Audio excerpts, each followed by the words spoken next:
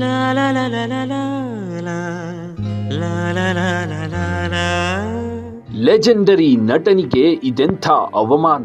ಕೋಟ್ಯಾಂತರ ಜನರಿಗೆ ಸ್ಫೂರ್ತಿಯಾದ ನಟನ ಸಾಧನೆ ಸರ್ಕಾರದ ಕಣ್ಣಿಗೆ ಕಾಣ್ಲಿಲ್ವಾ? ಮೆಟ್ರೋಗಾಗಿ ದುಡಿದ ಶಂಕರ್ ನಾಗ್ಗೆ ಕೊಡೋ ಮರ್ಯಾದೆ ಇಷ್ಟೇನಾ? ಅಷ್ಟಕ್ಕೂ ನಮ್ಮ ಮೆಟ್ರೋಗೆ ಶಂಕರ್ ನಾಗ್ ಹೆಸರು ಇಡದಿರಲು ಕಾರಣವೇನು? ಆಟೋ ರಾಜನ ಹೆಸರಲ್ಲಿ ರಾಜಕೀಯ ನಡೀತಿದ್ಯಾ ಅನ್ನೋದನ್ನ ಹೇಳ್ತೀವಿ. ಅದಕ್ಕೂ ಮೊದಲು ಬಾಸ್ ಟಿವಿ ಕನ್ನಡ ಚಾನೆಲ್ನ ಸಬ್ಸ್ಕ್ರೈಬ್ ಮಾಡಿ.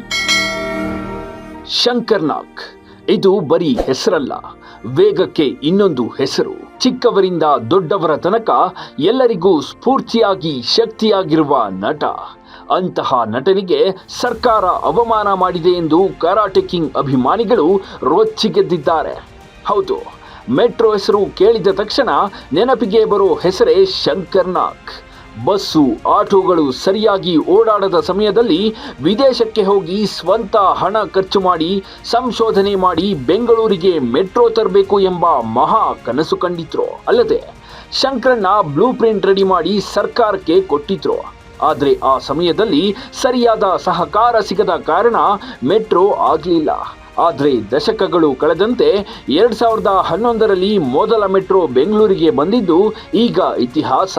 ಆದರೆ ದಶಕಗಳೇ ಉರುಳಿದ್ರು, ಕೇಂದ್ರ ಸರ್ಕಾರ ರಾಜ್ಯ ಸರ್ಕಾರಕ್ಕೆ ಮನವಿ ಮೇಲೆ ಮನವಿ ಮಾಡಿದ್ರು, ಇದುವರೆಗೂ ಒಂದೇ ಒಂದು ಮೆಟ್ರೋ ನಿಲ್ದಾಣಕ್ಕೆ ಪ್ರೀತಿಯ ಶಂಕರ್ ನಾಗ್ ಹೆಸರು ಇಟ್ಟಿಲ್ಲ. ಆದರೆ ಈಗ ಶಿವಾಜಿನಗರದ ಮೆಟ್ರೋ ಪಾಯಿಂಟ್ಗೆ ಸೇಂಟ್ ಮೇರಿ ಹೆಸರಿಡಲು ನಿರ್ಧರಿಸಿದೆ. ಸದ್ಯ ಈ ಬಗ್ಗೆ ಆಟೋ ರಾಜನ ಫ್ಯಾನ್ಸ್ ಗರಂ ಆಗಿದ್ದು ಸರ್ಕಾರದ ವಿರುದ್ಧ ಸಿಡಿದೆದ್ದಿದ್ದಾರೆ. ಚಿತ್ರರಂಗದಲ್ಲಿ ಇದ್ದಿದ್ದು ಕೆಲವೇ ವರ್ಷಗಳಾದರೂ ಅವರು ಮಾಡಿದ ಸಾಧನೆ ಇಂದಿಗೂ ಜೀವಂತ. ಕೇವಲ 36 ವರ್ಷಕ್ಕೆ ನಮ್ಮೆಲ್ಲರನ್ನ ಬಿಟ್ಟು ಹೋದ ಶಂಕರ್ ನಾಗ್ ಸ್ಫೂರ್ತಿಯಾಗಿ ಉಳಿದಿದ್ದಾರೆ. ಅವರು ಕಂಡ ಕನಸಿನ ಕೂಸು ಮೆಟ್ರೋ. ಅಂದಿನ ಕಾಲದಲ್ಲೇ ಮರಗಳನ್ನ ನಾಶ ಮಾಡದೆ ಅಂಡರ್ಗ್ರೌಂಡ್ ಮೆಟ್ರೋ ಮಾಡಬೇಕು ಎನ್ನುವುದು ಶಂಕರಣ್ಣನ ಆಸೆಯಾಗಿತ್ತು. ಆದರೆ ಲಕ್ಷ ಲಕ್ಷ ಖರ್ಚು ಮಾಡಿ ಕನ್ನಡಿಗರಿಗೆ ಅನುಕೂಲಕ್ಕೆ ಅಖಂಡ ಬೆಂಗಳೂರಿನ ಅಭಿವೃದ್ಧಿಗೆ ದುಡಿದ ಶ್ರೇಷ್ಠ ನಾಯಕನ ಸಾಧನೆಯನ್ನ ಸರ್ಕಾರಗಳು ಮರೆತಿವೆ. ಅವರಿಗೆ ಸರ್ಕಾರಗಳು ಅವಮಾನ ಮಾಡುತ್ತಿವೆ ಅಂತ ಅಭಿಮಾನಿಗಳು ಸೋಷಿಯಲ್ ಮೀಡಿಯಾದಲ್ಲಿ ಆಕ್ರೋಶ ಹೊರಹಾಕಿದ್ದಾರೆ.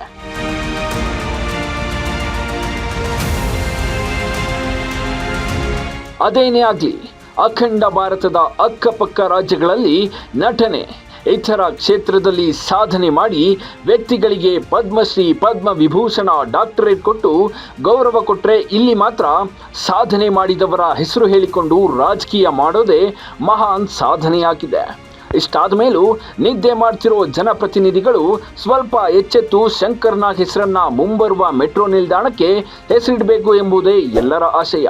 ಇದಕ್ಕೆ ನೀವೇನು ಹೇಳ್ತೀರಾ? ಕಮೆಂಟ್ ಮಾಡಿ ಹೇಳಿ. Bureau report, boss TV Kannada. Latest ಹಾಗೂ ಇಂಟ್ರೆಸ್ಟಿಂಗ್ ಸುದ್ದಿಗಳಿಗಾಗಿ ಬಾಸ್ ಟಿವಿ ಕನ್ನಡ ಚಾನೆಲ್ನ ಸಬ್ಸ್ಕ್ರೈಬ್ ಮಾಡಿ. ಹಾಗೆಯೇ ಬೆಲ್ ಐಕಾನ್ ಪ್ರೆಸ್ ಮಾಡಿ. ಇದರ ಜೊತೆಗೆ ಫೇಸ್ಬುಕ್, ಇನ್ಸ್ಟಾಗ್ರಾಮ್, ಎಕ್ಸ್ ನಲ್ಲೂ ಮಿಸ್ ಮಾಡದೆ ಫಾಲೋ ಮಾಡಿ.